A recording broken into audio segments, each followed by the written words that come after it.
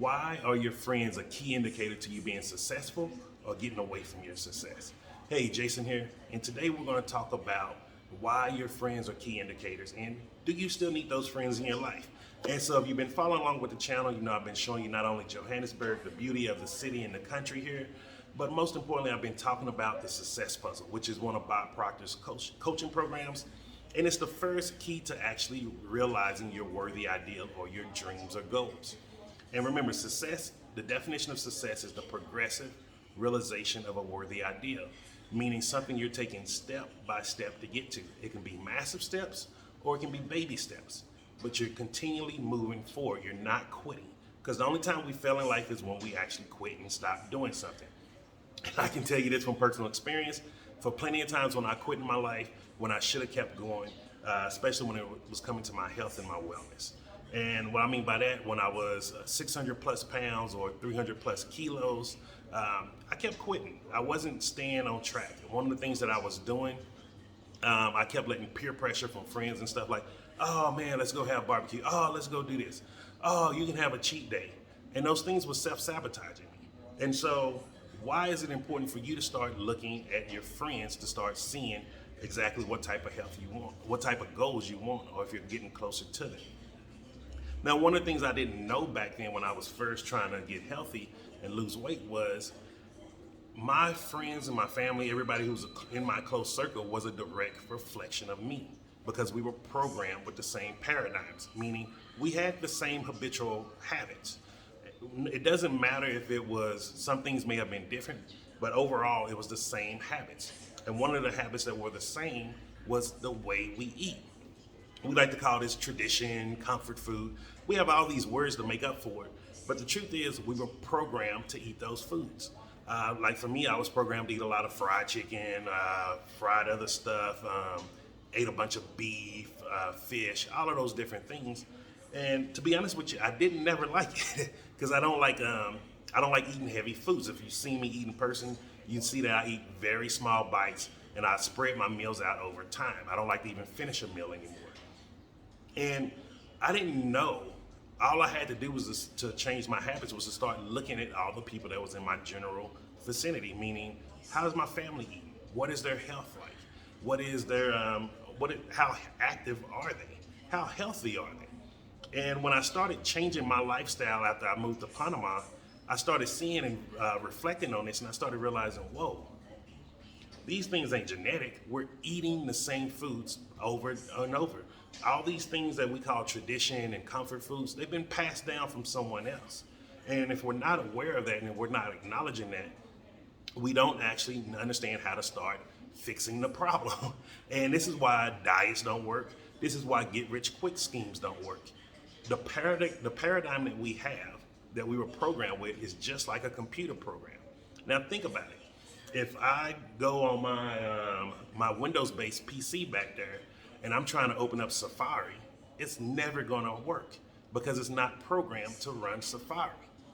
So it's the same way for me. When I was growing up, I wasn't programmed to be healthy. It doesn't mean they did it on purpose. It was just the knowledge that they were programmed with also. So I had to rewrite all of my programming and started understanding, what does health mean for me? What type of health do I wanna have? And then I had to start progressively moving towards that worthy idea. And now you see me today. I'm not 600 plus pounds. I'm not where I was pretty much bedbound. Couldn't walk much. I can go walk. I usually walk about 7 to 8 miles a day. I think I'm already at 5 miles for the day, and it's 10 o'clock in the morning here while I'm filming this. And this is all because I've changed the programming of who I am. And this is why you want to start actually looking at your friends. Because think about it, if you have a money goal, and all your friends are always talking about, oh, rich people are evil, oh, this and that, or they're just talking about how things are not possible, that means you've been programmed the same way, so you need to get away from them. You need to go to an uncomfortable place. For me, when I was doing it for my health, that uncomfortable place was leaving the country, literally, going to a place where I knew no one, didn't speak the language, and I just had to figure out, okay, what do I want to do? Now, the beauty about this is you do not have to leave your country. You don't have to isolate yourself completely. However, you do need to start taking control of your thoughts. And meaning, when someone tells you something's not possible, you need to ignore them. And also, when someone tells you something not possible, you need to start realizing it may not be possible for them, but it's possible for someone else. If someone tell you like, oh, you can go create multiple streams of income, plenty of people have multiple streams of income, me included. And it's not that hard nowadays. Like I tell a lot of Uber drivers here in South Africa, I tell them like, hey, you need to be just filming, record, driving around Johannesburg and upload it on YouTube. 5 years from now, you don't know how many people will be watching. You don't know what country they're coming from. But you know what? People will start watching and getting a hold of it. Meaning you have an opportunity to now monetize that channel, and you can start having a multiple stream of income. And that's something that sounds so simple, but if you're not programming yourself to do it, you will never be able to do it. And you have to take actions. And so I want to tell you this story because like it's from last time I was in Ocean Shores, Washington, in the Pacific Northwest. Me and my brother Duncan, we was sitting at the beach. I think this time we were just at the beach smoking a blunt, and it was so funny because we saw the weirdest thing, and it hits home to this video. We saw an eagle flying with a seagull, and if you ever seen an eagle flying with a seagull, it makes no sense because you see eagles like miles up in the air. They're just flying for miles up in the air. And seagulls fly pretty much at ocean level. They don't go that high. And it was so awkward just watching it. It just looked weird seeing them together. And then all of a sudden you saw that eagle take off and that seagull just went back down.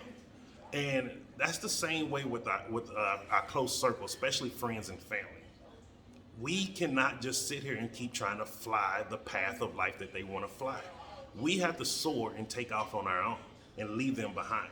And it doesn't mean a bad thing of leaving someone behind. It means don't let someone hold you back. Don't let someone be an apple. And this is why now I understand that whole concept of phrase, birds of a feather flock together. And it's true. Negative people flock to negative people. Positive people flock to positive people. Wealthy people flock to other wealthy people. Poor people flock to other poor people. Unhealthy people flock to unhealthy people. Healthy people flock to healthy people.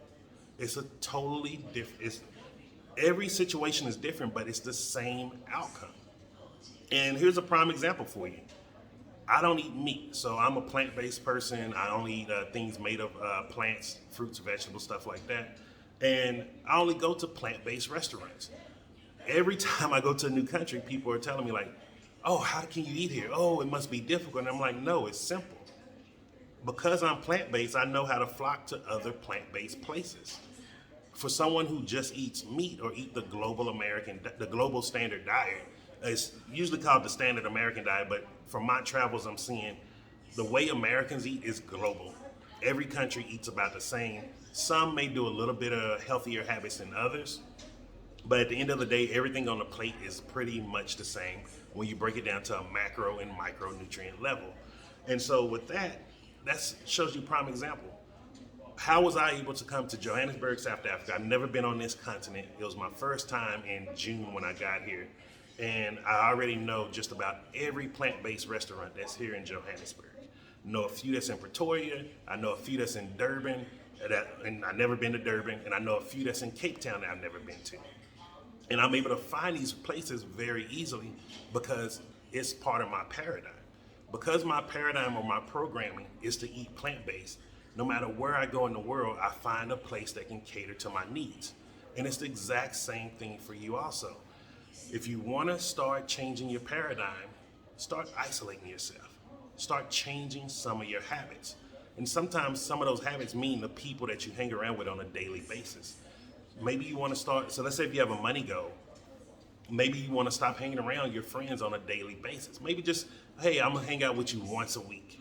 And then for the rest of those days in the week, maybe you can go find someone that can be a mentor, whether in person or on the internet. Or can you find some kind of audio program that you can listen to, a book?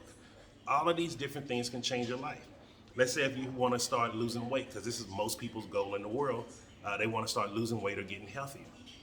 You might want to stop going out to eat with your friends and family. You may want to start researching other ways to eat healthy. You may want to start trying different restaurants. Like I would recommend someone here in South Africa, if you really want to start getting a little healthier and change the way you're eating, check out just one of these 3 restaurants. Kaylee's a plant-based restaurant in Bedfordview, the Fussy Vegan in Greenside, and I think there's another one in Briar Cove, I believe it's called. That may be wrong, but Greenside, I know that's the one I go to all the time. And then the third one you may want to check out is Lecker out in Kyalami. Kyalami. I think it's Kyalami. I'm still working on the pronunciation of words out here. And so that's just three places that I named that most people here in South Africa never heard of or they never even been to. And these are pretty big restaurants out here, and they always have a good amount of people in there eating. And so think about it. What do you want in your life? And start isolating the people around you that are not showing you that in your life. And if you start doing that, I guarantee you, over time, if you keep progressively doing it, you're gonna start seeing things in your life change. And then before you know it, you're gonna be reaching your goal and be like, damn, how did I not do this all along?